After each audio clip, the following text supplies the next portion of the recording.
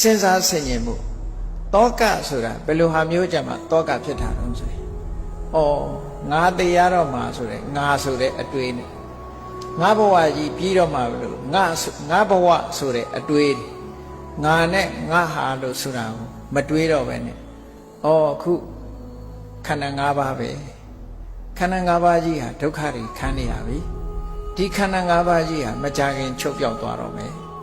အစိရံဝတ္တယံကာယောပထဝေအဓိတတတိဒီခန္ဓာကိုယ်ကြီးဟာမကြခင်ပဲမြေကြီးထဲရောက်ရတော့မယ်ဒီလိုတွေး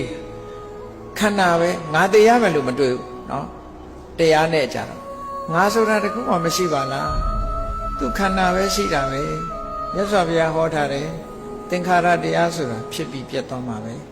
အဲ့တော့ငါကထင်နေတာငါယောဂခံနေရတယ်လို့ထင်တယ်ငါသားငါသမီးတွေငါပစ္စည်းတွေနဲ့ခွဲရမယ်လို့ငါထင်နေတယ်မဟုတ်ဘူးငါဆိုတာတခုမှမရှိဘူးငါမရှိသည့်အတွက်ကြောင့်ငါဟာဆိုတာလည်းမရှိဘူးဆိုရင်ဒီအတွေးလေးတွေတွေးနေတာကွာဒါဝိပဿနာနဲ့ဆက်ဆက်တဲ့အတွေးလေးတွေအဲ့ဒီအတွေးတွေကလည်းတောကကိုရောကြစေနိုင်ပါတယ်နော်တောကကိုရောကြစေတတ်တဲ့အတွေးတွေအဲ့ဒါလို့မဟုတ်ဘဲနဲ့ငါမှခံစားရလေခြင်းလို့ဆိုရင်တောကလာပြီငါမှဖြစ်ရလေခြင်းဆိုရင်တောကလာငါဒီတောင်ကကြော်တော့မှမဟုတ်ပါဘူးဆိုရင်လေတောကတွေဝင်လာပြန်ငါဆိုတဲ့အတွေးကိုမတွေးပဲနဲ့ယုံနာခန္ဓာဆိုတာဘဝတစ်ခုဆိုတာအဆုံးသတ်မှကြည့်ပဲငါလည်းမရှိဘူးငါဟာလည်းမရှိဘူးသူ့တဘာဝအတိုင်းသူဖြစ်တာဖြစ်နေတဲ့အရာပေါ်မှာငါဂရုစိုက်เสียမလိုဘူးငါဂရုစိုက်ရမှာကဘာလဲလို့ဆိုရင်ငါရဲ့တဏ္ဍာမှာရှိတဲ့တတိတရားတွေဝီရိယတရားတွေပညာတရားတွေထက်သန်အောင်ဂရုစိုက်ရမှာလို့ဒီလိုအတွေးမျိုးနဲ့တွေးလို့ရှိရင်လေဒါဓမ္မကိုဖော်ပြတယ်လို့ဒီလိုဆိုရတာအဲ့ဒါလို့မဟုတ်ဘူးဆိုလို့ရှိရင်တော့ခုနကအင်မတန်မှကြောက်เสียကောင်းတဲ့အခြေအနေမျိုးတွေနဲ့ကြုံရတတ်တယ်တခါတရံဘဝဆိုတာအင်မတန်မှကြောက်เสียကောင်းတတိကောင်းကောင်းနဲ့အေးချမ်းချမ်းနဲ့တည်သွားတဲ့ပုဂ္ဂိုလ်မျိုးတွေမရှိဘူးလားရှိတယ်နော်တရားလေးနှလုံးသွင်းပြီးတော့အေးချမ်းချမ်းနဲ့တည်သွားတဲ့ပုဂ္ဂိုလ်တွေလည်းရှိတယ်သို့တော့တခါတရံကြလို့ရှင်တတိတွေလက်လွတ်ဖြစ်ပြီးတော့တည်သွားတဲ့ပုဂ္ဂိုလ်တွေရှိတယ်စကိုင်းတောင်ရိုးမှာဆိုလို့ရှင်ဆရာတော်တစ်ပါး2 နှစ်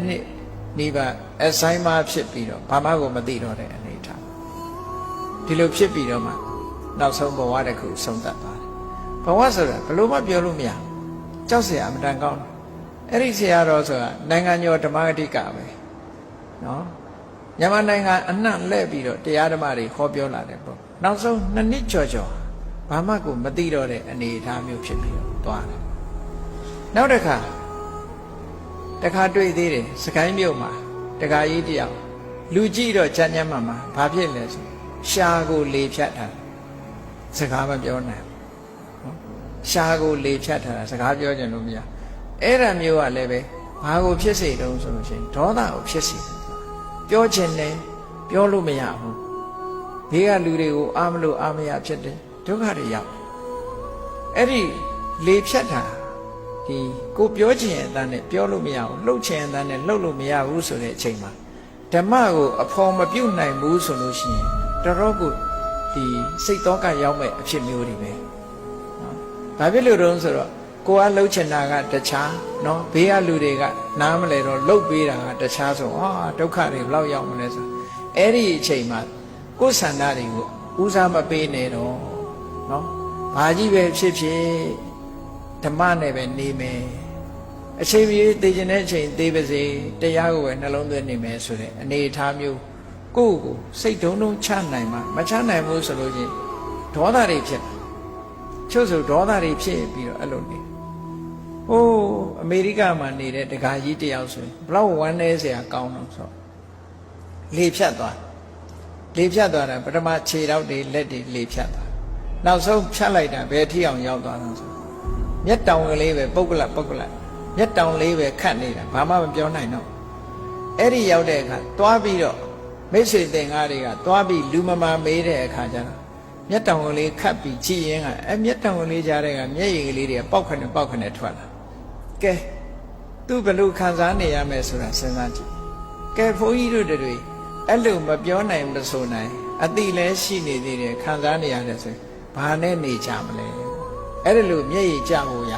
ဘာကြောင့်မျက်ရည်ကျနေရသလဲစဉ်းစားကြည့်ရနော်အဲ့တော့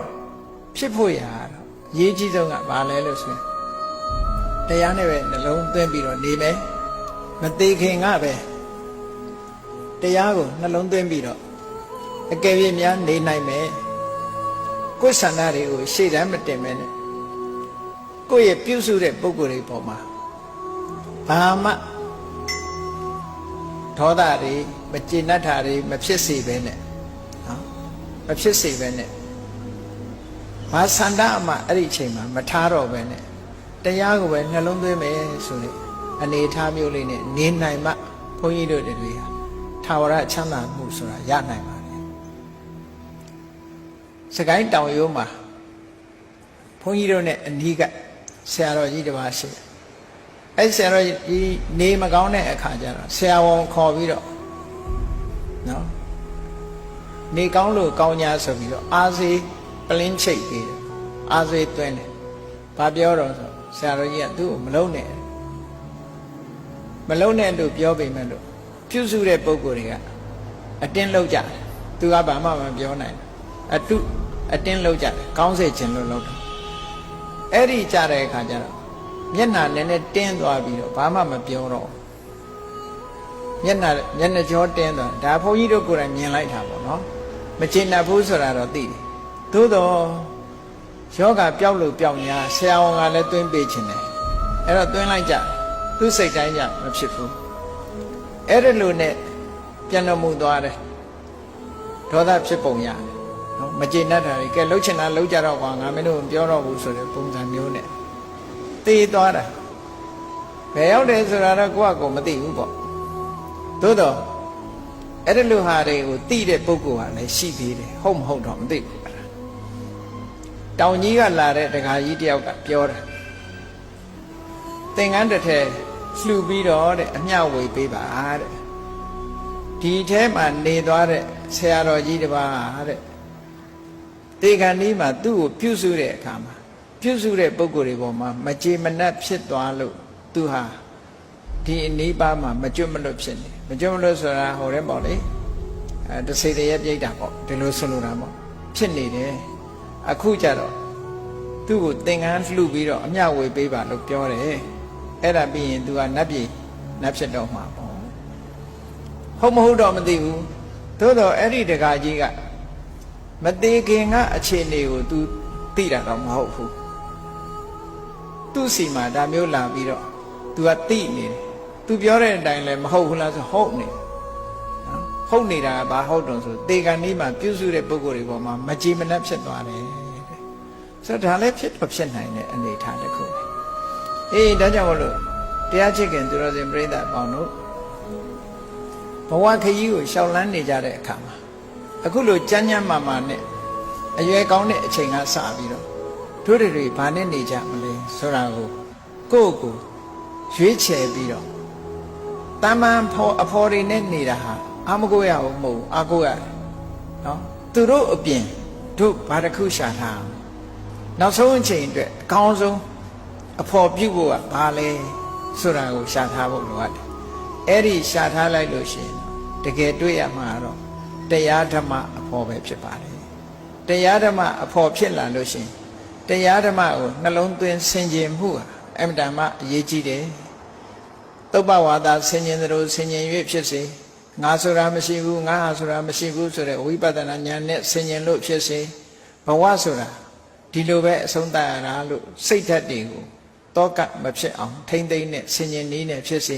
ဘယ်လိုပဲဖြစ်ဖြစ်ယောနိသောမနတိကာရဆိုတဲ့တရားဓမ္မကိုလက်ကင်ထားပြီးတော့နေမှသာလင်ထာဝရချမ်းသာဒုက္ခကိုတို့တွေရနိုင်တာဖြစ်တယ်လို့ကိုစီသဘောကျပြီးတော့ဓမ္မကိုအဖော်ပြုပြီးတော့ထာဝရချမ်းသာကိုရအောင်ကြိုးစားအားထုတ်နိုင်ကြပါစေကုန်သတည်း